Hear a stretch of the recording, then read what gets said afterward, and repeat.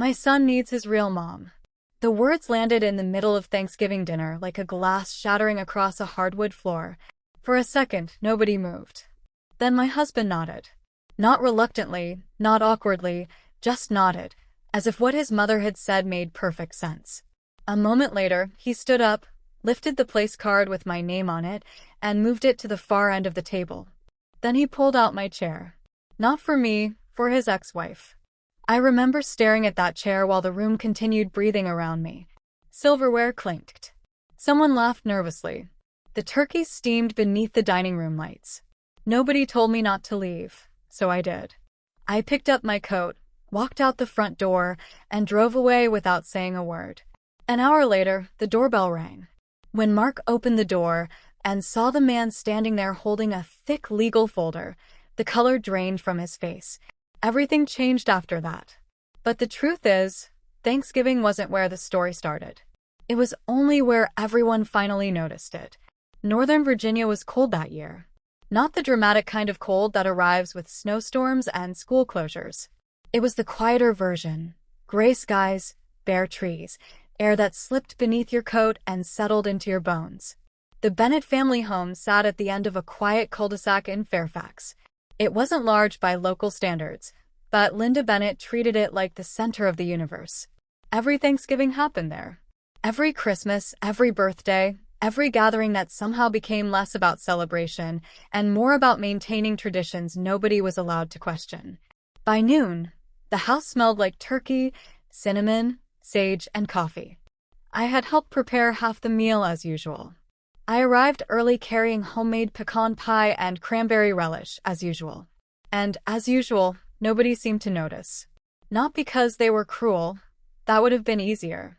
They were simply accustomed to my contributions, like electricity. People rarely appreciate it until it stops working. I had been married to Mark Bennett for 4 years. He owned a small marketing business that never quite became what he hoped it would. I worked as a financial operations manager for a healthcare network. My salary was stable, predictable, the kind of career built on discipline rather than dreams. I liked that. Life already provided enough uncertainty. Mark's son Noah was 14 now, a thoughtful kid with an easy smile and a tendency to observe more than adults realized. His mother, Rachel Morgan, lived 20 minutes away.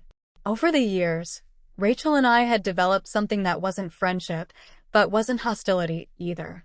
We were two women connected by circumstances neither of us had created. We were polite, respectful, careful. The real challenge had never been Rachel. The challenge was Linda. Mark's mother had never openly disliked me. That would have required honesty. Instead, she specialized in comparisons. Rachel liked this. Rachel used to do that. Rachel understood the family. Rachel remembered when. Always subtle, always deniable, always exhausting. At first, I tried harder. Then I tried understanding. Eventually, I simply learned to endure it, because marriage often requires patience. Or at least that's what I told myself. The dining room was nearly full when Linda appeared, carrying a bowl of sweet potatoes. Noah was talking about basketball. Mark's father, George, quietly poured himself iced tea. Rachel had arrived 20 minutes earlier, after Noah insisted she join dessert. Everything seemed normal until Linda spoke. "You know," she said while arranging serving spoons, "it's nice having everyone together again." Nobody responded. Not because the comment was strange, because everyone sensed another one coming. Linda smiled, the kind of smile that arrives before trouble. "Noah deserves this." Rachel shifted slightly in her seat. Mark looked down at his plate. I felt something tighten inside my chest. Then Linda said it. "My grandson needs his real mom." Silence. Complete silence. The room seemed to shrink. Rachel immediately looked uncomfortable. "Noah has 2 parents," she said quietly. But Linda wasn't finished. "He deserves to sit between them, at least once a year." I waited. Not for Linda, for Mark. I waited for my husband to say something. Anything. A joke, a correction, a simple mom stop. Instead, he sighed, then nodded. "I think she's right." The words were calm, casual, almost thoughtful, which somehow made them worse. I looked at him, really looked at him, and realized he had probably been thinking this for days, maybe weeks, maybe longer, without ever discussing it with me. Mark stood, picked up my place card, moved it, then gently pulled my chair away from the table. "Claire," he said, "would you mind sitting down there at the corner beside the children?" While Rachel sat between him and Noah, the seat I had occupied for 4 consecutive Thanksgivings, the seat beside my husband, the seat that represented something much larger than furniture. Nobody said anything. George stared at his plate. Rachel looked horrified. Noah looked confused. And Mark waited, as though he expected me to smile and accommodate everyone the way I always had. I looked at the chair, then at my husband, then at the family that had already decided where I belonged. Strangely, I didn't feel angry. Not at first. I felt clear in a way I hadn't felt for months, maybe years, because once something becomes impossible to deny, confusion disappears. I set my napkin beside my plate, carefully, deliberately. Then I stood. "Claire?" Mark asked. I reached for my coat.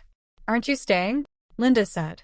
Her voice carried genuine surprise, as if leaving had never occurred to her. I slipped my arms into my coat. "No," I replied. Nothing more. No speech, no argument, no tears. I walked toward the front door. Behind me, I heard Noah say, "Dad," then silence again. The cold air hit my face the moment I stepped outside. For several seconds, I simply stood there, breathing, listening to the distant sound of traffic, feeling something inside me settle into place.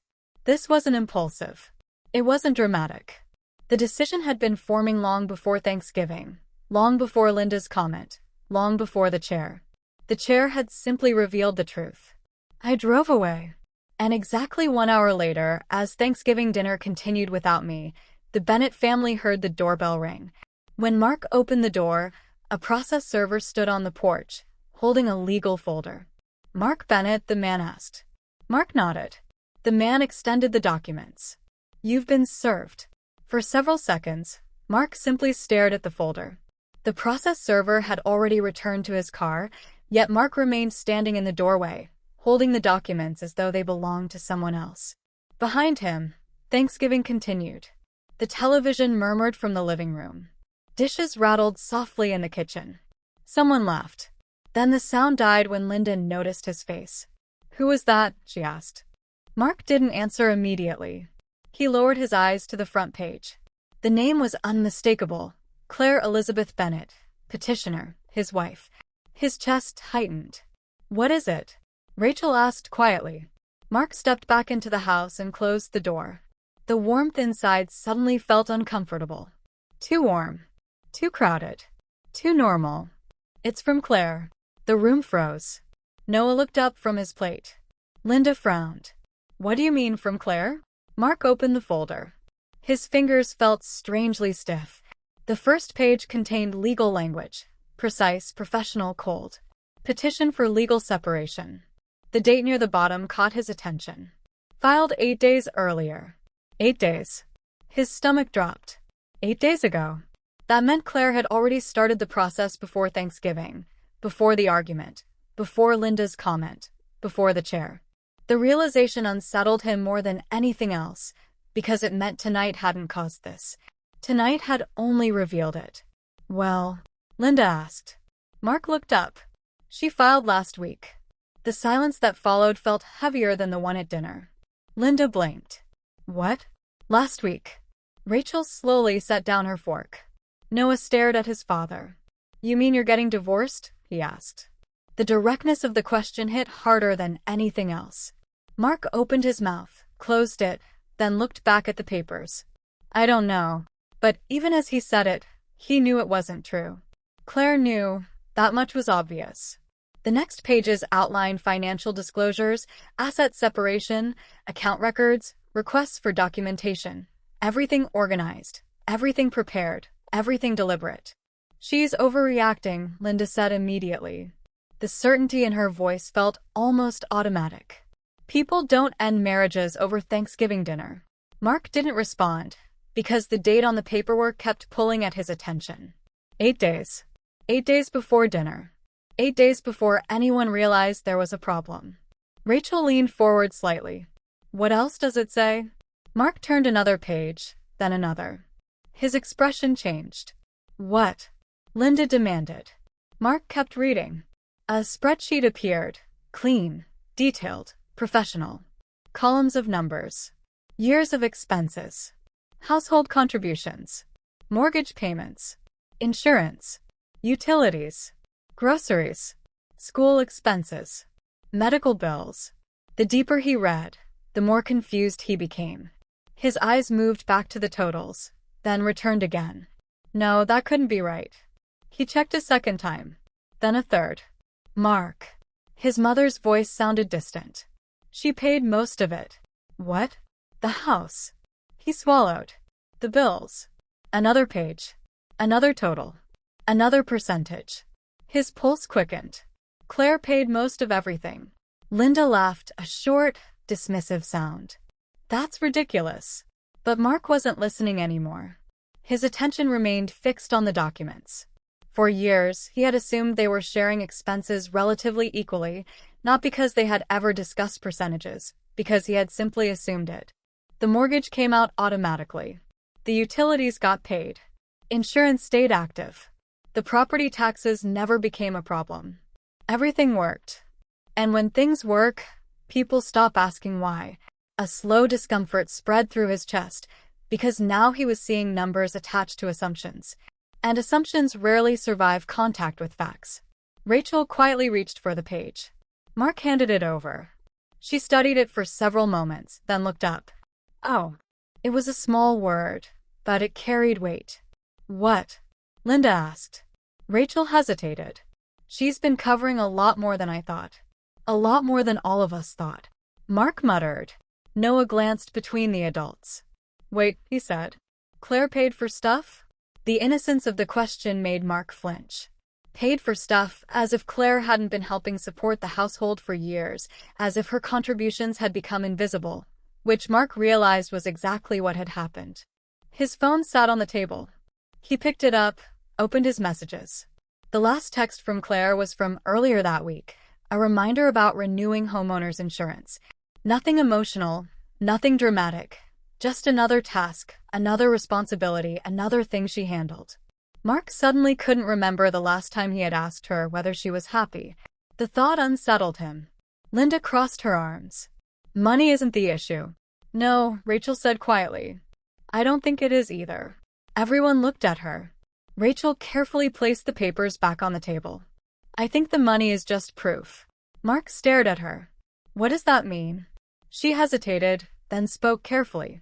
It means she was carrying more than people realized. Nobody answered, because deep down everyone knew exactly who she meant. The room felt different now. Not dramatic, not explosive, just uncomfortable, like a truth had entered and refused to leave. Mark returned to the documents. Near the back was another section. Bank accounts, joint accounts, recent changes. His eyes narrowed, then widened. Several accounts had already been separated. A shared savings account no longer existed. Emergency funds had been divided. Direct deposits redirected. Automatic transfers removed. Everything legal. Everything documented. Everything completed before Thanksgiving. Claire hadn't reacted tonight. She had prepared weeks ago, maybe months ago. The realization hit him with surprising force, because it meant she hadn't left in anger. She had left with a plan. For the first time all evening, uncertainty appeared in Linda's face. She actually did all this? Mark nodded slowly. A long silence followed. Then Noah spoke. Did we hurt her? Nobody answered immediately. The question was too simple, too honest. Eventually, Rachel looked toward the dining room window. The darkness outside reflected the room back at them. A family sitting together, a holiday meal, a legal folder resting in the center of the table, and a woman who was no longer there. Mark lowered himself into his chair. The chair beside him remained occupied by Rachel. But for the first time all day, he couldn't stop looking at the empty one across the table, Claire's chair, the one he had moved so casually, the one that suddenly seemed much more important than furniture. His phone remained silent.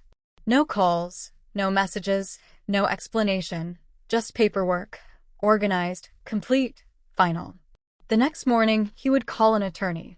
And before that attorney finished reviewing the documents, he would ask a question that stayed with Mark long afterward, a question he had never considered before, a question that changed the way he viewed his marriage. "Mr. Bennett," the attorney said after studying the financial records, "do you have any idea how dependent your household was on your wife's income?" The attorney's office occupied the third floor of a modest brick building in Fairfax. Nothing about it felt impressive. The furniture was practical. The carpet was aging. The coffee tasted like it had been sitting on a warmer since sunrise. Yet somehow, by the end of the meeting, Mark felt as though the ground beneath his life had shifted.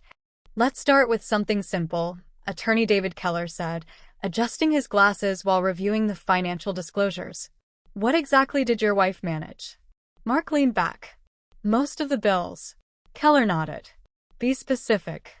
"The mortgage, utilities, insurance." "What else?" Mark hesitated. The pause lasted longer than he expected, because the honest answer was that he wasn't entirely sure. Keller noticed immediately. "That's what I thought." The attorney turned several pages. "Your wife wasn't just paying bills." He tapped the documents. She was managing an entire operating system. The phrase lingered in Mark's mind long after the meeting ended. An operating system, not a marriage, not a household. An operating system, something invisible until it stops working. By Monday afternoon, Mark began discovering exactly what Keller meant. It started with a call from the internet provider, a routine service verification, or at least he assumed it was. The representative asked several questions before finally explaining that the account holder was no longer associated with the property.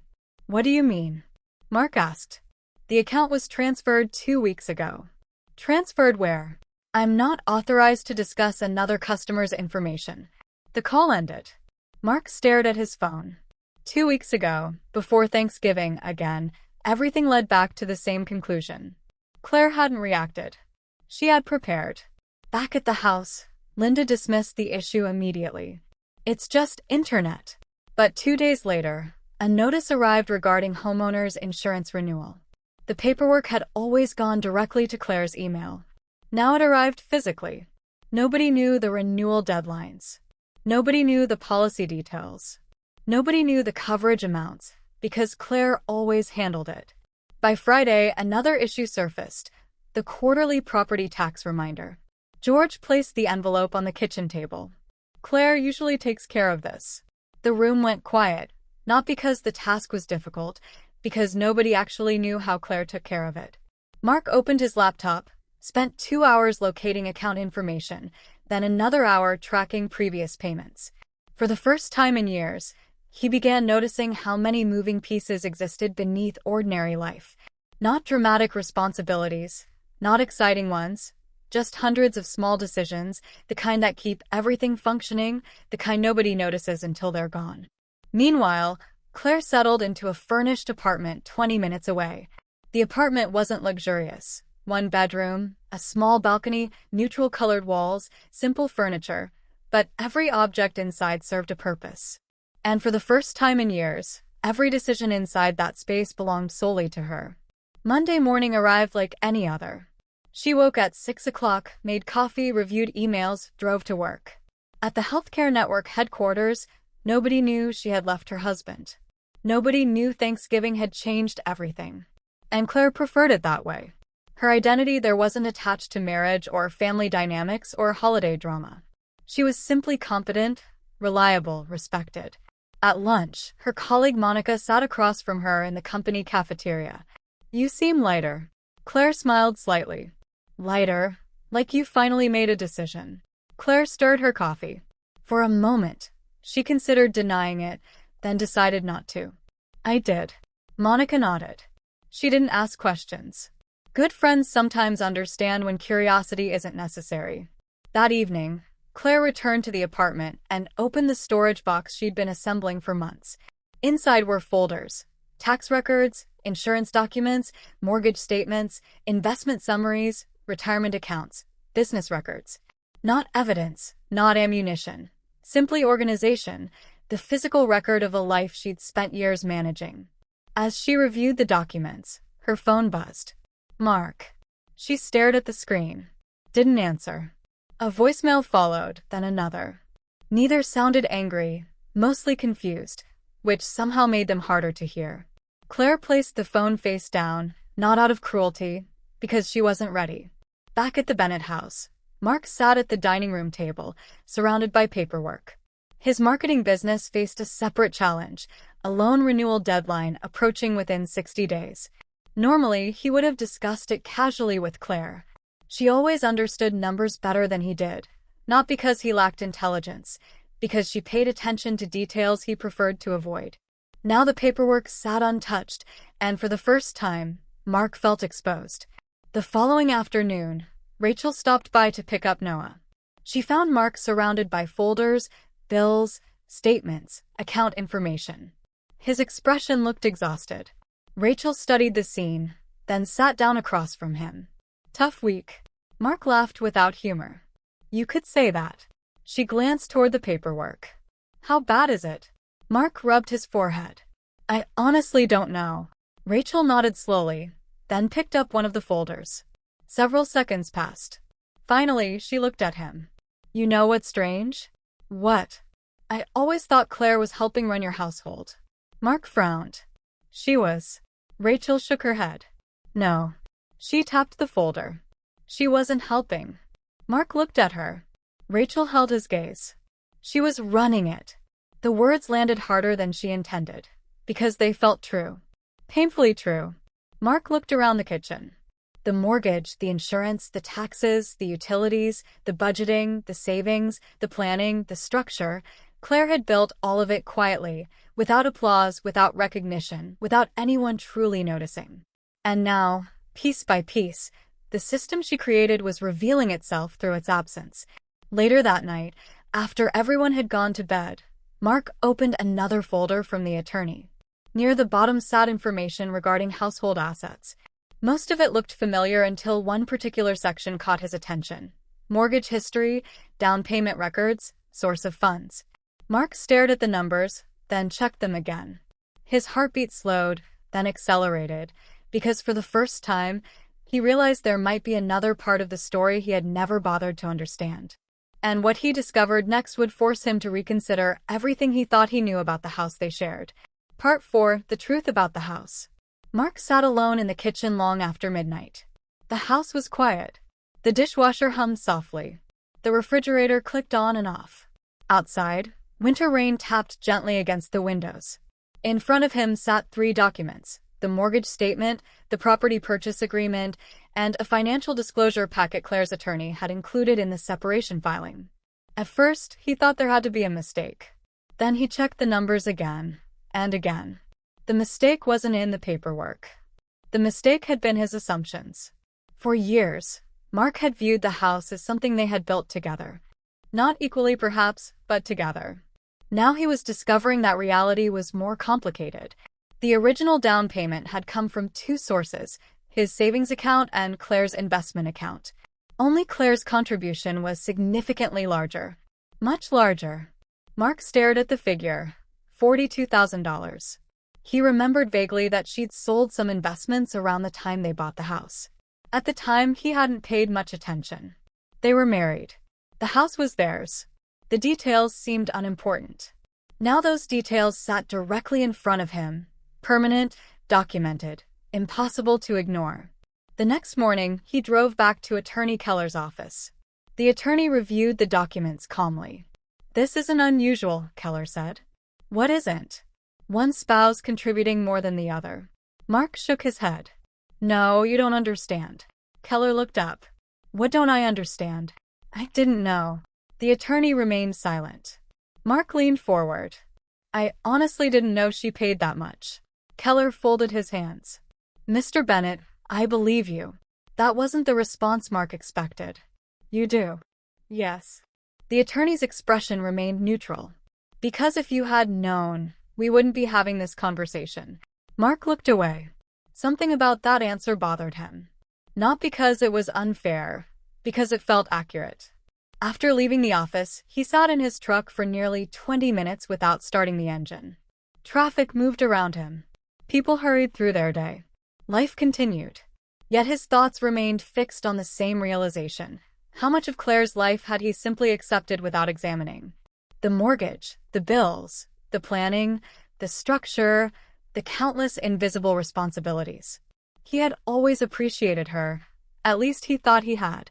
But appreciation and understanding were not the same thing. Back at the house, Linda was making coffee when he walked into the kitchen. "Well," she asked. "What did the lawyer say?" Mark set the folder on the table. "He said the paperwork is solid." Linda rolled her eyes.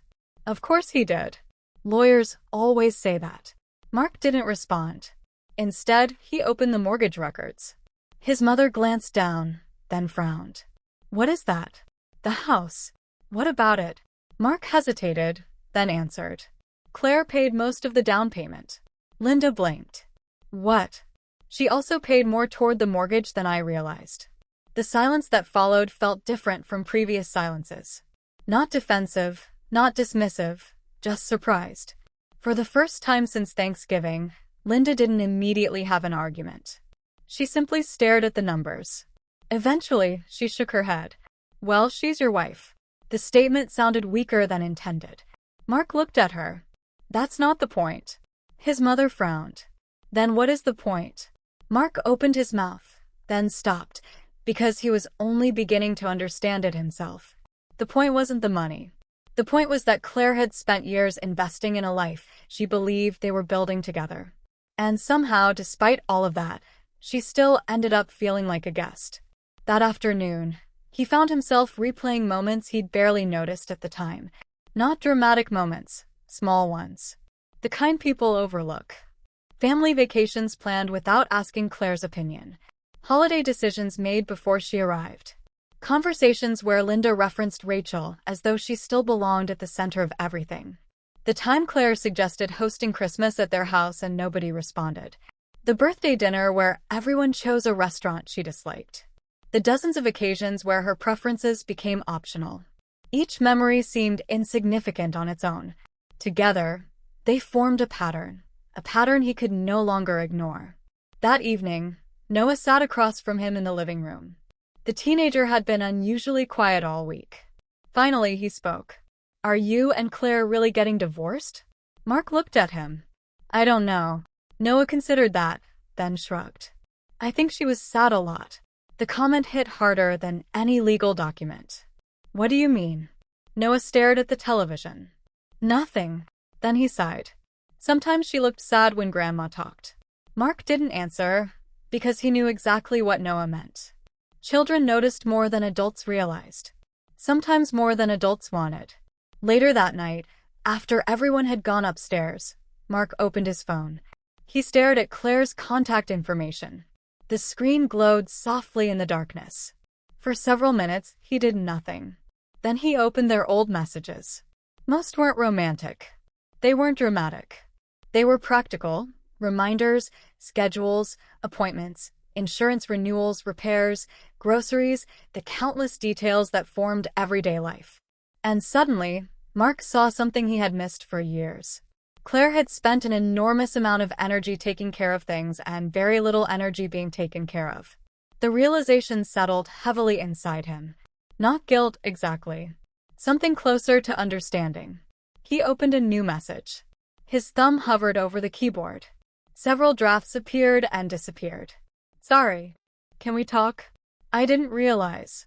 None felt sufficient. Finally, he typed a simple sentence, one he should have said much earlier. "I need to talk. Really talk." He stared at the screen for a moment, then pressed send. Across town, in a quiet apartment illuminated by a single lamp, Claire heard her phone vibrate. She looked down at the message, read it once, then again, and for the first time since Thanksgiving, she seriously considered answering. Claire stared at the message for nearly 5 minutes. "I need to talk. Really talk." The words themselves weren't remarkable. People said things like that every day. The difference was who had sent them. For years, whenever difficult conversations approached, Mark had a habit of postponing them. Not intentionally, not maliciously. He simply preferred peace over discomfort. The problem was that avoiding discomfort rarely creates peace. Usually, it just delays consequences. Claire placed the phone on the kitchen counter and walked toward the balcony. The evening air was cold. Street lights reflected off wet pavement below. Traffic moved steadily through Fairfax. Normal people living normal lives. For a moment, she wondered whether answering would accomplish anything. Then she remembered something her attorney had said: closure isn't about changing the outcome. It's about understanding it. Maybe understanding mattered. The next morning she replied. One sentence. Public place. 1 hour. Nothing more. Mark responded almost immediately. A small cafe in Vienna. Saturday morning, 10 o'clock. When Claire arrived, Mark was already there. That alone surprised her. For most of their marriage, she had been the punctual one. Now he sat alone near the window, hands wrapped around a coffee cup that had clearly gone cold. He looked tired. Not devastated, not broken, simply tired, as though the last week had forced him to carry thoughts he'd spent years avoiding. When she approached, he stood automatically. Thank you for coming. Claire sat across from him. I said I would. For several moments, neither spoke. The silence wasn't hostile. It was careful, the kind of silence that appears when two people understand the conversation matters. Finally, Mark exhaled. I've been going through everything. Claire nodded. I assumed you would. The accounts. Another nod. The mortgage. Claire remained quiet. The house. A faint smile touched her face. There's a lot of paperwork. Mark laughed softly. The sound carried no humor. That's one way to describe it. The waitress arrived. Claire ordered tea. Mark ordered fresh coffee. After she left, he looked down at the table. Then, finally, he asked the question that had been bothering him all week. Why didn't you tell me? Claire wasn't surprised. She had expected it. People often ask why someone leaves. Far fewer ask why someone stopped hoping. I did tell you. Mark frowned. No. Yes. She held his gaze calmly. I told you many times. The confusion in his expression slowly shifted. Not disagreement, recognition. Claire continued. I told you when I asked about financial planning, and you said we'd discuss it later. Mark looked away. I told you when I said your mother treated me differently. His jaw tightened. I told you when family decisions were made without me. Neither of them spoke for several seconds. Then Claire finished quietly. You just listened to everyone else. The words weren't sharp. That made them harder to dismiss. Mark rubbed his forehead. For the first time since they sat down, he looked genuinely uncomfortable, not defensive, not angry, uncomfortable, because somewhere inside him, he knew she was right. I thought we were okay. Claire smiled sadly. I know. I really did. I know. Mark stared out the window. People passed carrying shopping bags. Christmas decorations had begun appearing in storefronts. Life moved forward whether people were ready or not. I thought we were partners. Claire looked at him carefully. I thought so too. The statement settled between them, heavy, honest. Neither tried to argue with it. Eventually, Mark spoke again. Thanksgiving. Claire waited. That wasn't the beginning. No, it wasn't even the worst thing. No. Mark nodded slowly, because he was beginning to understand something important. The chair had never been the issue. The chair was simply visible. It represented years of smaller moments nobody had noticed. Years of being placed second. Years of being expected to adjust. Years of being appreciated only when convenient. Then why did it feel so final? He asked. Claire thought about the question. Because it deserved a real answer. Because that was the moment everything became clear. Mark lowered his eyes. The truth hurt mostly because it wasn't dramatic. There was no villain, no affair, no betrayal in the traditional sense, just neglect, repeated often enough that it eventually became impossible to ignore. The waitress returned with their drinks. Neither touched them immediately. A few minutes passed. Then Mark surprised her. He didn't defend himself. He didn't blame Linda. He didn't blame Rachel. He didn't argue. Instead, he simply said, I'm sorry. Claire studied him. The apology sounded different from previous ones. Not rushed, not strategic, not designed to end the conversation, just sincere. For a moment, neither spoke. Then Claire nodded. I know. And she did. The problem wasn't whether he meant it. The problem was that understanding arrived too late. An hour later, They stood outside the cafe. Cold wind moved through the parking lot. Cars entered and exited nearby businesses. The ordinary sounds of an ordinary Saturday. What happens now? Mark asked. Claire looked toward the gray winter sky, then back at him. I keep moving forward. Mark nodded slowly. The answer wasn't cruel. It was realistic. And somehow that hurt more. As she walked toward her car, her phone vibrated. A text message. Rachel. Claire hesitated before opening it. The message was short. Can we talk? Later that afternoon, they met at a small park near Noah's school. Rachel arrived carrying coffee for both of them, a thoughtful gesture. After a few minutes of small talk, Rachel finally sighed. I need to tell you something. Claire waited. Rachel stared at the paper cup in her hands. That seat wasn't my idea. Claire wasn't surprised, but she remained silent. It was Linda's. Rachel shook her head. I never wanted your seat. The words came out quietly. Honestly, I just wanted Noah to have a nice holiday. Claire nodded. I know. Rachel looked relieved. For several moments, neither woman spoke. Then Rachel smiled sadly. You know what's strange? What? I think Linda spent years trying to hold on to the past. Claire considered that. It felt accurate. Rachel stood. So what happens now? Claire looked toward the horizon, toward a future still uncertain. Then her phone vibrated again. This time it was an email, a promotion offer. Chicago. A major position. A major salary increase. And the possibility of a completely new beginning. The email arrived on a Tuesday afternoon. Claire read it 3 times before she allowed herself to believe it. Vice President of Financial Operations. Chicago. A substantial salary increase. Expanded responsibilities.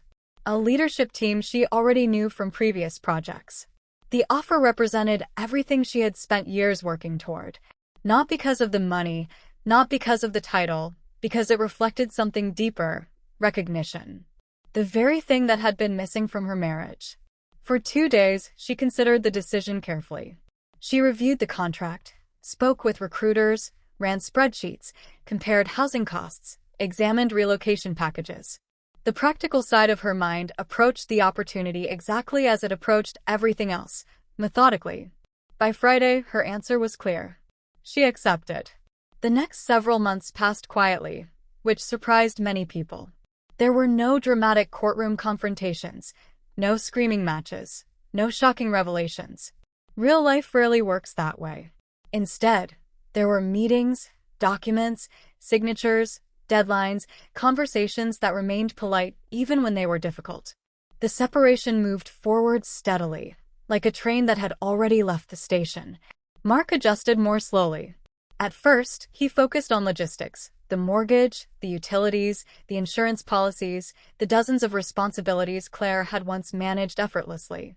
Then something unexpected happened. He began paying attention, not just to paperwork, to people. For years, he'd assumed relationships could survive on good intentions. Now he was learning they required attention. The lesson arrived late, but it arrived. One evening, he sat across from Noah at dinner, just the two of them. The house felt different now, quieter, smaller somehow. What are you thinking about? Noah asked. Mark smiled. Why do you think I'm thinking about something? The teenager shrugged. You get that face. Mark laughed softly. The observation sounded exactly like something Claire would have noticed. That realization still happens sometimes. Unexpected moments, unexpected reminders. He looked at his son, then answered honestly. I'm thinking about mistakes. Noah considered that. Everybody makes them. Yeah. Mark nodded. They do. The teenager returned to his food, then spoke again. Claire never got mad at me. Mark looked up. No. Even when I forgot stuff. No. Noah pushed food around his plate. I miss her.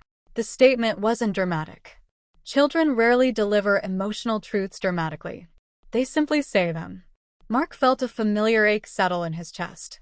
I know. Because he missed her too. Not just her presence. The steadiness, the reliability, the quiet confidence that had anchored so much of daily life. Months later, the divorce became official.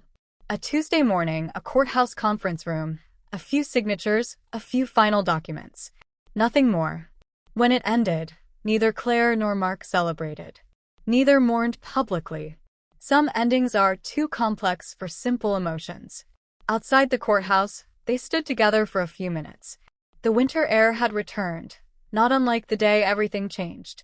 Mark placed his hands in his coat pockets. I heard about Chicago. Claire smiled. News travels. Congratulations.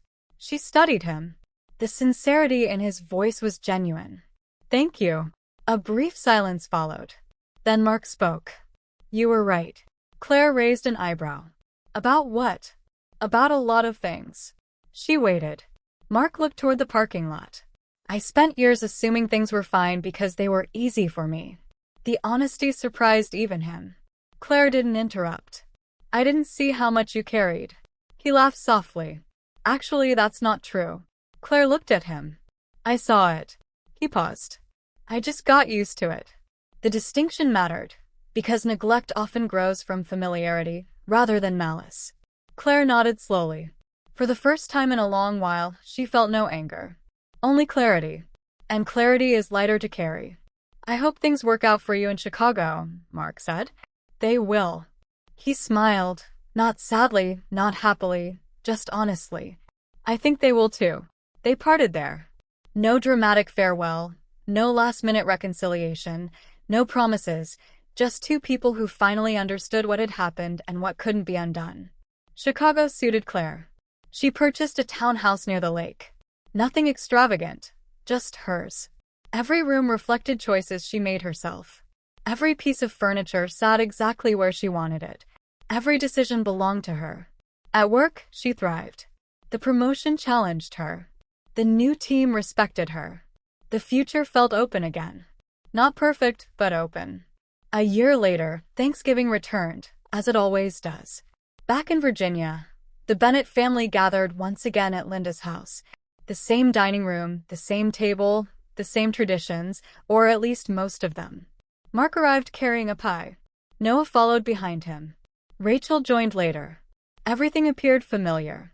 Yet something had changed.